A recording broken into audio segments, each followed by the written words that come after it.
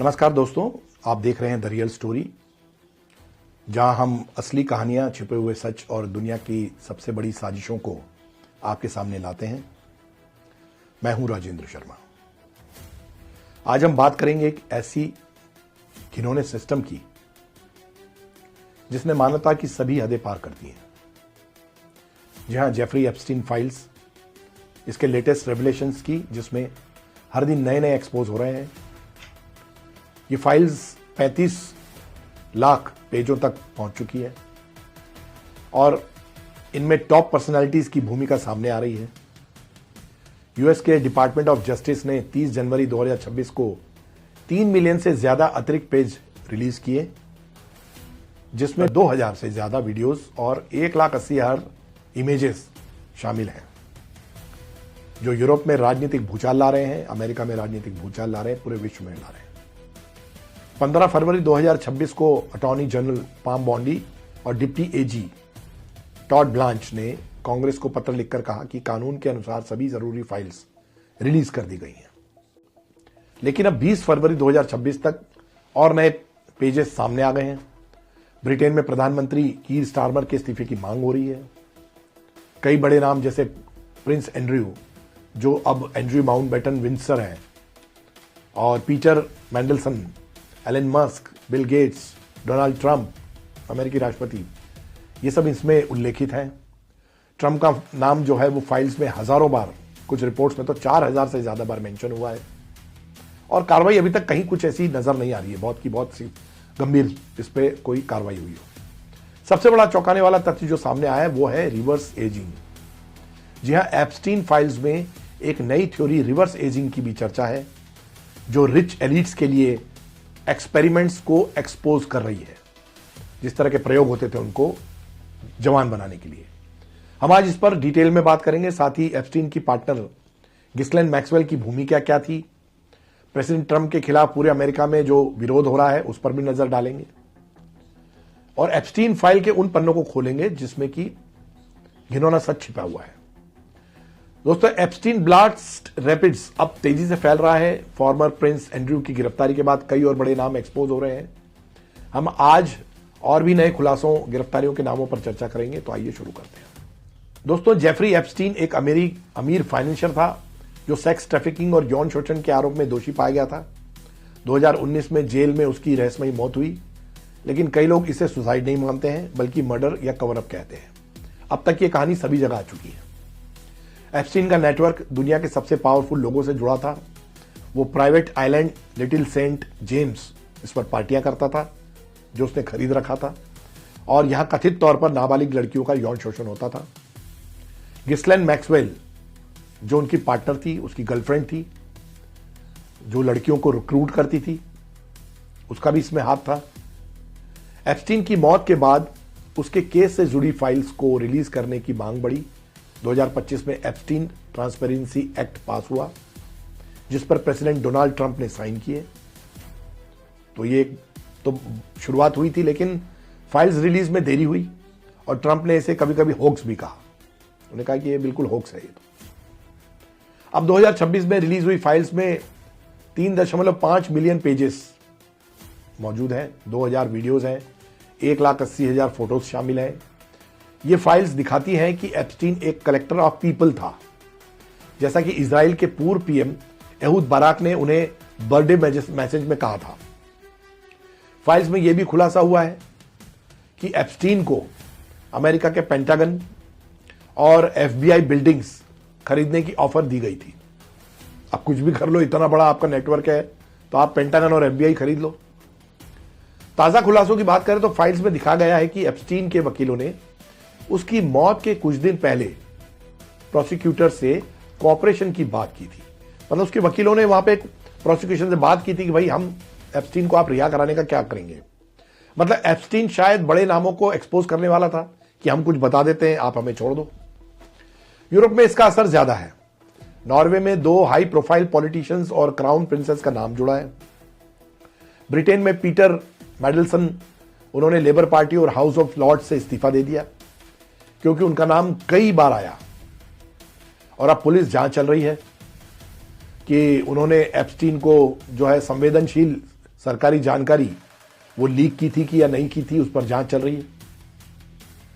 सबसे बड़ा झटका जो लगा है वो 19 फरवरी 2026 को उनको लगा है, फॉर्मर प्रिंस एंड्रयू, जिनसे प्रिंस का टाइटल छीन लिया गया है, वो एंड्रयू माउंटबेटन विंडसर बन गए हैं और उनको गिरफ्तार कर लिया गया। उन्हें पब्लिक ऑफिस में मिसकंडक्ट के शक में गिरफ्तार किया गया क्योंकि उन्होंने 2010 में एप्स्टीन को गोपनीय ट्रेड रिपोर्ट शेयर की थी। उन्हें 11 घंटे हिरासत में रखा गया, फिर रिहा कर दिया गया, लेकिन इसकी जांच अभी जारी है। उनके सनसनीखेज फोटोज भी आए थे लड़कियों के साथ। पुलिस ने उनके घर की फिर से तलाशी ली है। यह गिरफ्तारी एप्स्टीन ब्लास्ट रेडियस को और फैला रही है और अब कई और नाम एक्सपोज हो रहे हैं। दोस्तों, अमेरिका में फॉलआउट कम है, लेकिन बड़े नाम जैसे बिल क्लिंटन है, खरबपति, राष्ट्रपति हैं ट्रंप, गेट्स हैं, मस्क है, वुडी एलन है, ये सब इसमें शामिल हैं। एलन मस्क के ट्रैवल प्लान्स के बारे में एप्स्टीन से ईमेल, बिल गेट्स का पब्लिक अपॉलॉजी, क्लिंटन का टेस्टिफाई करने का एग्रीमेंट, ट्रंप का नाम सैकड़ों बार मेंशन है इसमें, जिसमें एफबीआई की टिप लाइन से एलिगेशन शामिल हैं। कई जो खुलासे हुए हैं और नए जो खुलासे हैं उसमें एक भारतीय लड़की का नाम भी सामने आया है।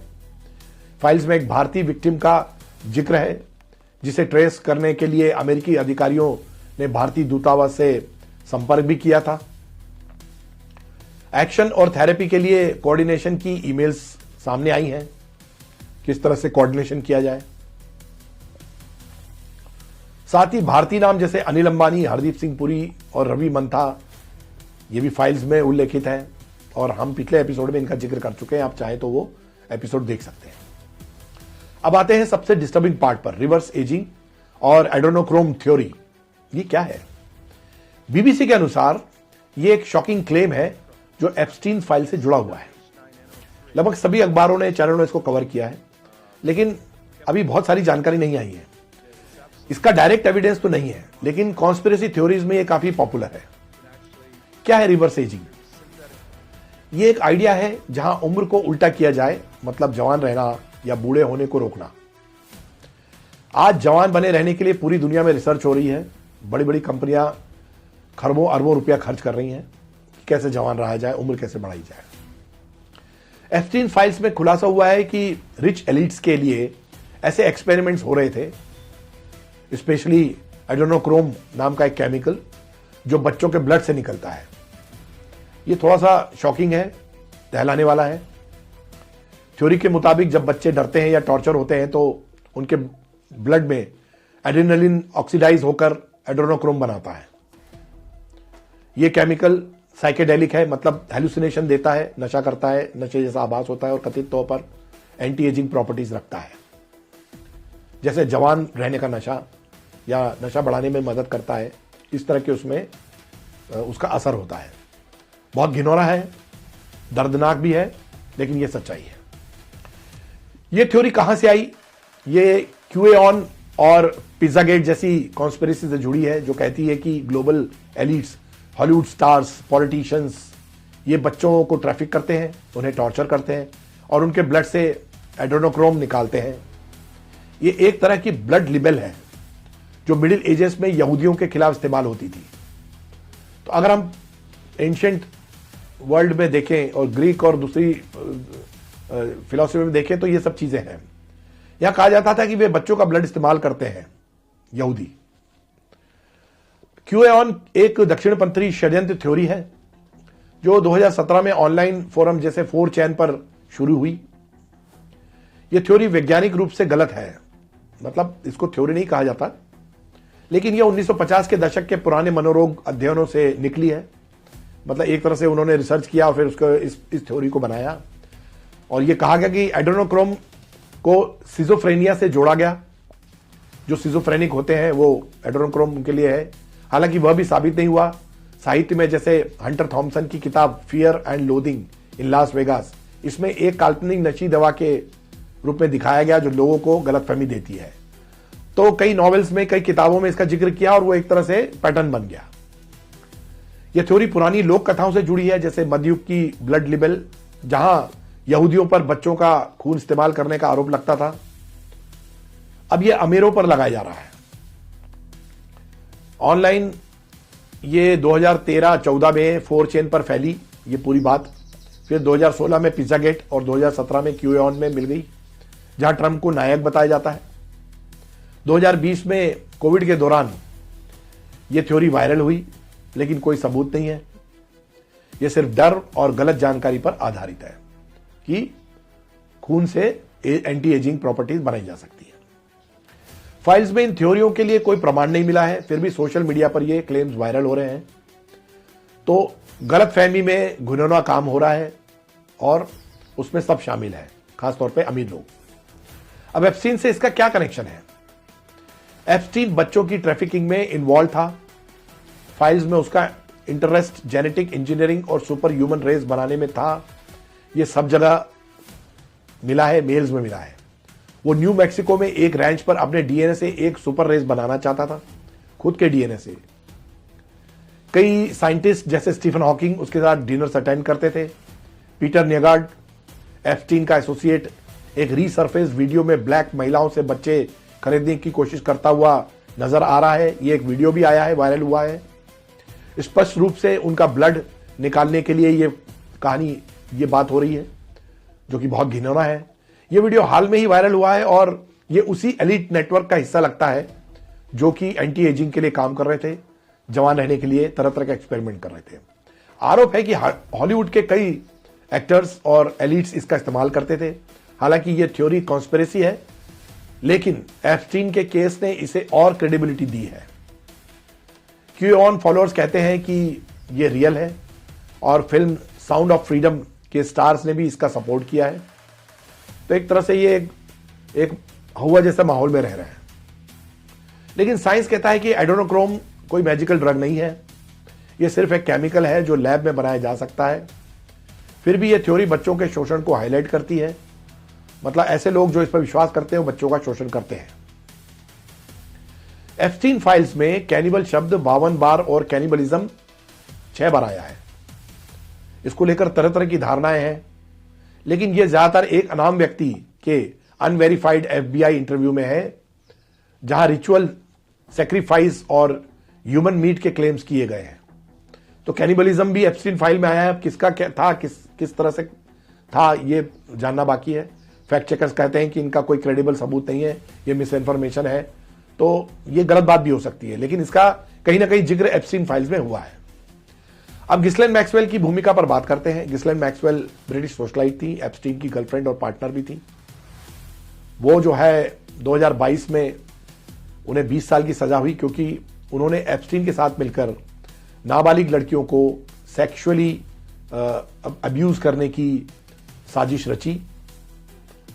मैक्सवेल लड़कियों को रिक्रूट करती थी, उन्हें ग्रूम करती थी, मतलब तैयार करती थी, कराती थी, और एप्स्टीन के घरों में ले जाती थी। वे न्यूयॉर्क, न्यू मैक्सिको, लंदन में लड़कियों को ट्रांसपोर्ट करती थी। मतलब सब जगह जहां जहां अमीर रहते हैं वहां लड़कियां पहुंचाई जाती थी, और खुद भी एब्यूज में इन्वॉल्व थी।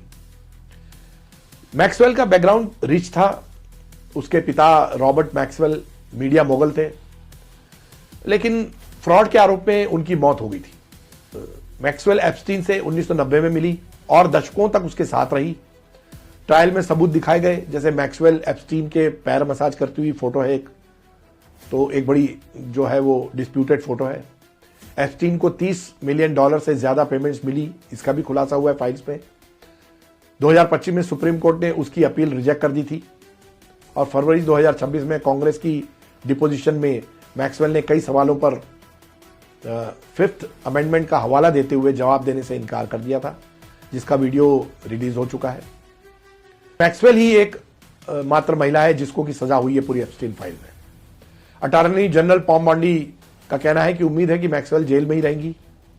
यह दिखाता है कि कैसे महिलाएं भी इस क्राइम में इन्वॉल्व हो सकती हैं, लेकिन मैक्सवेल के अलावा अभी तक दूसरा कोई बहुत बड़ा किसी को जेल नहीं हुई है। एप्स्टीन फाइल्स में एक विक्टिम का स्टेटमेंट भी है जो एप्स्टीन के सेक्सुअल अब्यूज और ट्रैफिकिंग केस से जुड़ा है। यह बयान सोशल मीडिया पर चर्चा का विषय बन गया है।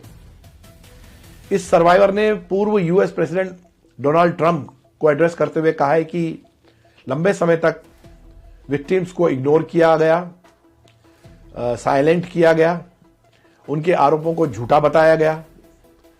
और उन्होंने जोर देके कहा कि ये केस कोई कॉन्स्पिरेसी या रूमर नहीं है, बल्कि हार्श रियलिटी है।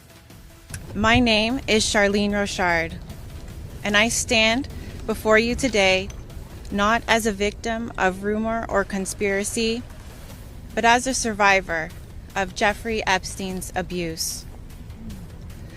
Far too long, survivors like me have been dismissed, silenced, or told that our pain was exaggerated or fabricated. Let me be clear. This is not a hoax. और survivors जो हैं उनको justice मिलना चाहिए, उनके साथ न्याय होना चाहिए, जो कि नहीं हो रहा है। इसमें देर हो रही है, एप्स्टीन फाइल्स निकल गई है, उसके बावजूद भी केस आगे नहीं बढ़ा है। अब प्रेसिडेंट ट्रंप के खिलाफ प्रोटेस्ट की बात करते हैं कि क्यों विरोध हो रहा है। फाइल की रिलीज के बाद अमेरिका में कई जगहों पर विरोध हो रहे हैं, स्पेशली ट्रंप के खिलाफ। ट्रंप ने एक्ट पर साइन तो कर दिए हैं, लेकिन रिलीज में देरी की है और कभी इसे होक्स कहा है।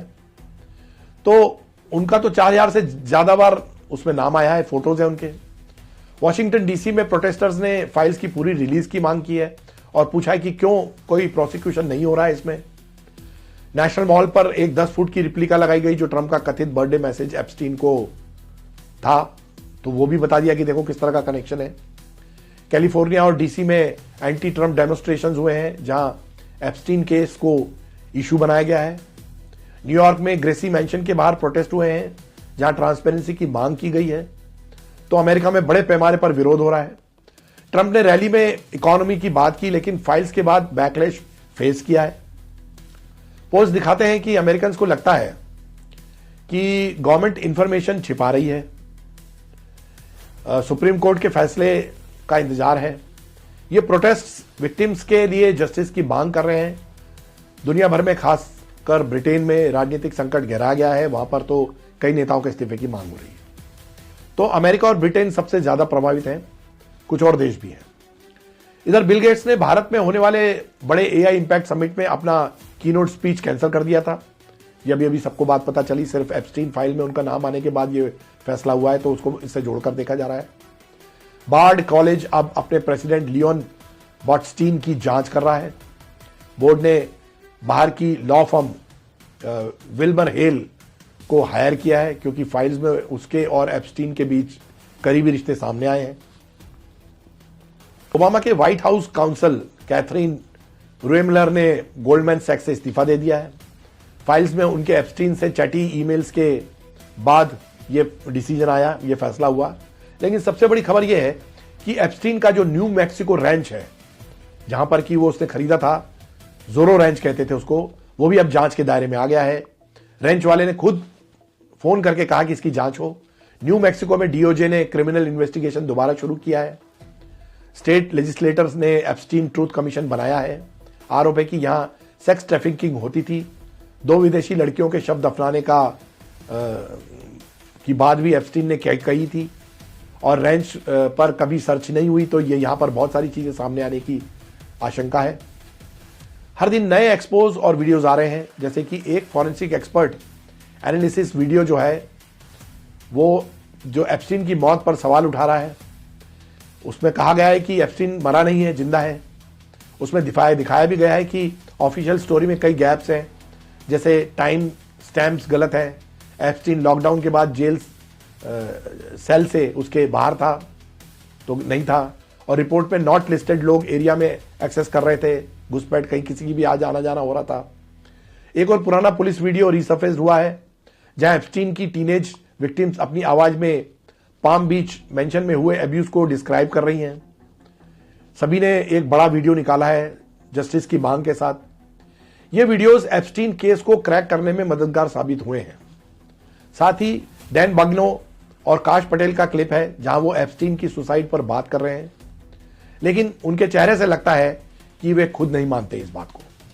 तो एप्स्टीन की मौत कैसे हुई उस पर एक बड़ा संशय है, और कुछ लोगों का तो यह भी कहना है कि एप्स्टीन का एक हमशक्ल भी दिखाई दिया है। दोस्तों, यह केस सिर्फ एक स्कैंडल नहीं है, बल्कि एक पावरफुल लोगों के डार्क साइड की इसको भी एक्सपोज कर रहा है। बहुत बड़ा घिनौना सच है ये।